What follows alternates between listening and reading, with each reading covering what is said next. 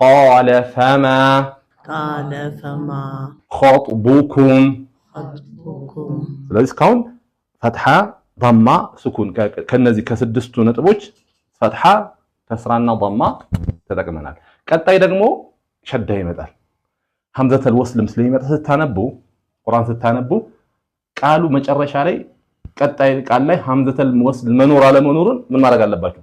ማየት አለባችሁ። ምክንያቱም ከሐምዘተል ወስል ተከትሎ የመጣው ስኩኑ ወይም ሸዳው ምን ማድረግ ስላለብን ወደዚህ ማምጣት ስላለብን፣ ስለዚህ ይሄን ስናነብ የሸዳ ንባብ ህግ ጠብቀን መሆን አለበት። ሸዳ መጥበቅ አለበት። የሚጠብቀው ስኩንም ሐረካም ስለያዘ ያንን ስኩን ቀድሞ ስለመጣው ድምጽ ሰተነው ሐረካውን ስንደግምለት ይጠብቃል ማለት ነው። እሺ አዩሃል ቀጣይም ضማ ከስኩን ጋር እናነብና በተጅዊድ ህግ መሰረት ማቆሚያ ነው ይሄ ቦታው።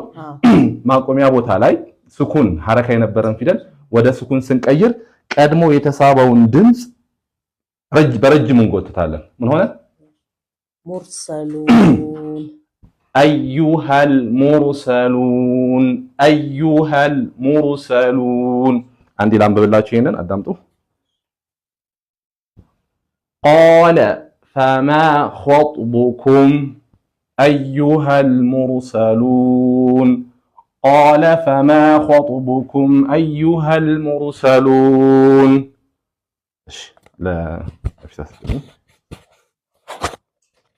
ወደ ቀጣይ አንቀጽ ስንሄድ የመጀመሪያው ቃል ስኩን የለም አይደል? ፈትሐና ضማ ናቸው። ከፈትሐና ضማ አይነቱ የትኛው አይነት ነው? የተሳበ አይነት። ምክንያቱም ፈትሐው አሊፍን አስከትሏል፣ ضማውስ ዋውን አስከትሏል። ስለዚህ ሁለቱንም ሳብ እናደርጋለን። እስኪ ቃሉ ባለፈው ካስታወሳችሁ እቺ ምልክት ቁርአን ውስጥ ምንድነው? ምን አይነት መሳቢያ? ጭማሪ መሳቢያ። ይሄ ምልክት ቁርአን ውስጥ ያለበትን ቦታ 99% አካባቢ ማን ተከትሏል? ስለዚህ ቁርአን ውስጥ በረጅሙ የመሳብ ዋና ምክንያት ማናት? ሐምዛ ናት ማለት ነው። ቁርአን ውስጥ በረጅሙ የምንስብበት ይሄ ቃሉ ብቻውን በቂ ነው። ከዚህ ቃል ጋር የምናያይዘው ከሆነ ግን ይሄንን እስከ 4 ሐረካ እስከ 4 እርምጃ ድረስ እንጎትተዋለን። እሺ ይሄን ጨርሰናል። ወደዚህ ስንመጣ ደግሞ ከቅድም ካየናቸው ከማንበቢያ ነጥቦች ከነዚህ ከፈትሐ ከከስራ ከضማ ከስኩን ከሸዳ የከስራ ንባብና የሸዳ ንባብ በዋናነት የተሳበ ፈትሐ ደግሞ ጨምረን እናነባለን። ምን ይሆናል?